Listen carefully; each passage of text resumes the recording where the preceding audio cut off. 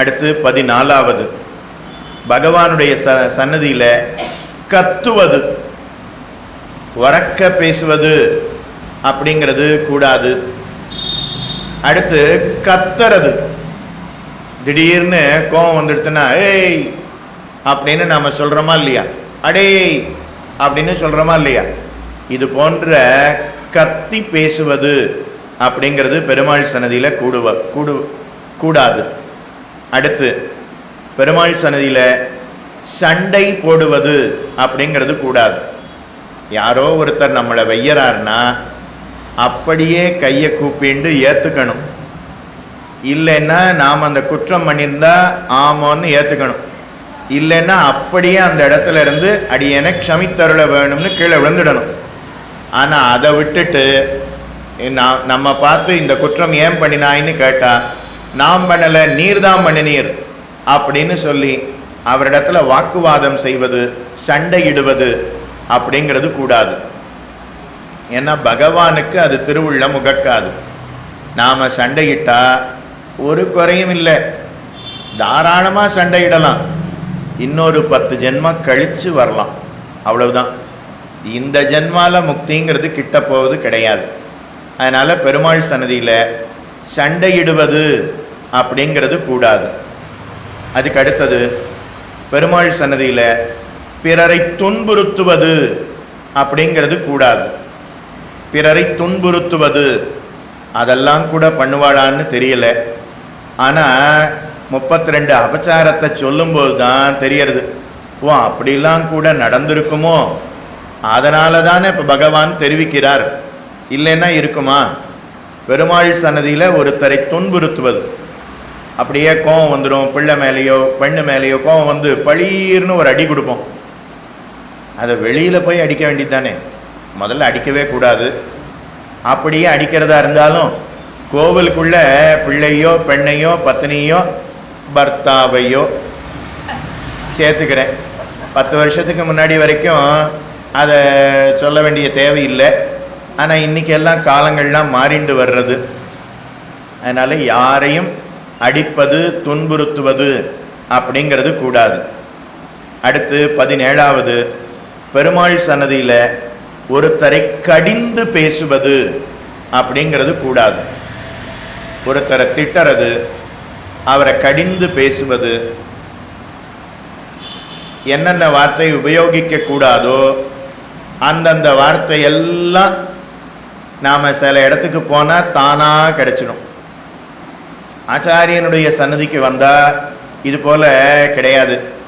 ஆனால் சில கோவிலுக்கு போனால் அங்கே கைங்கரியம் பண்ணுறவாளே சண்டை போடும்போது அவள் பேசுகிற வார்த்தைகள்லாம் கேட்டோம்னா ஓ இப்படியெல்லாம் கூட வார்த்தை இருக்கான்னு நமக்கு தெரியும். அதனால் இது போன்ற வார்த்தையை பேசுவது அப்படிங்கிறது கூடாது. ஒருத்தரை கடிந்து பேசுவது அப்படிங்கிறது ஒரு காலம் கூடாது. அடுத்து பெருமாள் சன்னதியில் ஒருத்தரை புகழ்ந்து பேசுவது அப்படிங்கிறதும் கூடாதான்.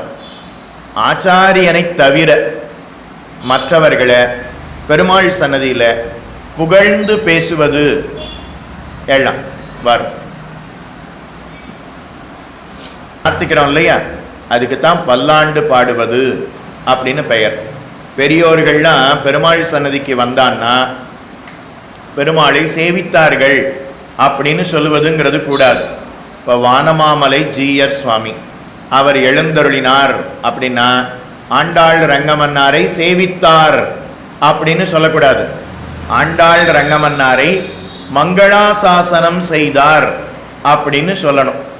அதென்ன சேவிக்கிறதுக்கும் மங்களாசாசனம் செய்வதற்கும் என்ன வேறுபாடு அப்படின்னா, சேவிப்பது அப்படின்னா போய் பகவான் முன்னாடி கையை கூப்பி நின்று என் பிள்ளைக்கு அது வேணும், பெண்ணுக்கு அது வேணும் அப்படின்னு பிரார்த்திக்கிறோம் இல்லையா, அதுக்கு சேவித்தல்னு பெயர்.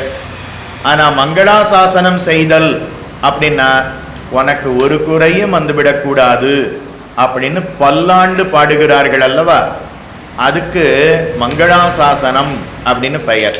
மங்களஸ்ய ஆசாசனம் மங்களாசாசனம், பகவானுக்கு மங்களத்தை எதிர்பார்ப்பது, அதற்கு மங்களாசாசனம் அப்படின்னு பெயர். அதனால் பெருமாள் சன்னதிக்கு சென்ற உடனே, பகவானை கண்ட உடனே திருப்பல்லாண்டு பாடாமல் இருப்பது அப்படிங்கிறது கூடாதான். அதனால தான் திவ்ய பிரபந்தத்தை தொடங்கும் போது திருப்பல்லாண்டு, திவ்ய பிரபந்தத்தை முடிக்கும் போதும் திருப்பல்லாண்டு சொல்லித்தான் நாம் பூர்த்தி செய்கிறோம். அதனால் அது 19வது. அடுத்து பெருமாள் சன்னதியில் இருக்கும்போது உடலை போர்த்தி கொள்வது அப்படிங்கிறது கூடாது. உடலை போர்த்தி கொள்வது புரியுறதா? வஸ்திரத்தை எடுத்து அப்படியே உடலை போர்த்தி கொள்வது அப்படிங்கிறது கூடாதான். அது புருஷர்களுக்கு அப்படின்னு வைத்துக்கொள்வோம். அதனால் உடலை போர்த்தி கொள்வதுங்கிறது கூடாது. 12 திருமண்காப்போட இடுப்புக்கு கீழே இருக்கக்கூடிய பகுதி அது இயற்கையிலேயே அசுத்தமான பகுதி. அதனால் அதை வஸ்திரத்தை வச்சு மறைச்சிக்கணும். இடுப்புக்கு மேலே இருக்கக்கூடிய பகுதி இயற்கையிலேயே சுத்தமான பகுதி. அதனால் அதை வஸ்திரத்தை வச்சு மறைக்கணும் அப்படிங்கிற தேவைங்கிறது கிடையாது. இடுப்புக்கு கீழே இருக்கக்கூடிய பகுதியில் சூரிய ஒளி அடிக்கடி படக்கூடாதான். இடுப்புக்கு மேலே இருக்கக்கூடிய பகுதியில் சூரிய ஒளி பட்டாதான் ஆரோக்கியமாக. அதனால் இடுப்புக்கு மேலே இருக்கக்கூடிய பகுதியை மறைக்காமல் பெருமாள் முன்னாடி வந்து கையை கூப்பி நிற்க வேண்டுமா? சுவாமி இதை சொல்லிகிட்டே இருந்தோம். உடனே ஒருத்தர் கேட்டார், சுவாமி அப்போ பத்ரிகாசிரமத்தில் ஸ்வெட்டர் போட்டுட்டு தானே பூஜை பண்ணுறா அப்படின்னா, வாஸ்தவம் தான். நாம் இருக்கிறது பத்ரிகாசிரமம் இல்லையே. நாம் இருக்கிறது ஸ்ரீவில்லிபுத்தூர், மதுரை, சென்னை, திருநெல்வேலி, தூத்துக்குடி, திருக்குறங்குடி, கோயம்புத்தூர், சேலம், இந்த இடத்துல தானே நாம் இருக்கோம். அதனால் பத்ரிகாசிரமத்தில் இருக்கிறவர்களுக்கு தனி, அதை விட்டுடுவோம். நாமே பத்ரிகாசிரமத்துக்கு போனால் அடியவங்கள் சாலக்கிராமத்துக்கு சென்றோம், பத்ரிகாசிரமத்திற்கு சென்றோம். இதே வேட்டி உத்திரியத்தோட 12 திருவன்காப்போட சென்று காலையில் 4 மணிக்கு பெருமாள் முன்னாடி உட்காந்து அப்படியே அரை மணி நேரம் 3/4 மணி நேரம் அப்படியே பெருமாளுக்கு திருமஞ்சனமானது இப்படியே தான் போய் சேவிச்சுட்டு வந்தோம். முக்திநாத் அந்த இடத்துக்கு போனோம். இதே 12 திருமண்காப்போட தான் ஆகாய விமானத்திலேருந்து கீழே இறங்கி வந்தோம். அப்போது அங்கே இருக்கக்கூடிய இந்த ஏர்போர்ட்டில் செக்யூரிட்டி ஆஃபீஸர்னு இருப்பார் இல்லையா, அவர் நேர பூட்ஸ் காலோட வந்து பக்கத்தில் வந்து பூட்ஸ் காலை அவிழ்த்து விட்டு என்னை விழுந்து சேவித்தார். உடனே அடியேன் என்ன நினச்சேன்னா, ஓ நம்ம உபன்யாசத்தை எங்கேயோ கேட்டிருப்பா போல இருக்கு, பந்தவாசி, சேலம் அல்லது தொலைக்காட்சியில் சொல்கிறோம், யூடியூப்பில் சொல்கிறோம், அதை எங்கேயோ பார்த்துருப்பார் போல இருக்கு, அதனால் நம்ம வந்து சேவிக்கிறார்.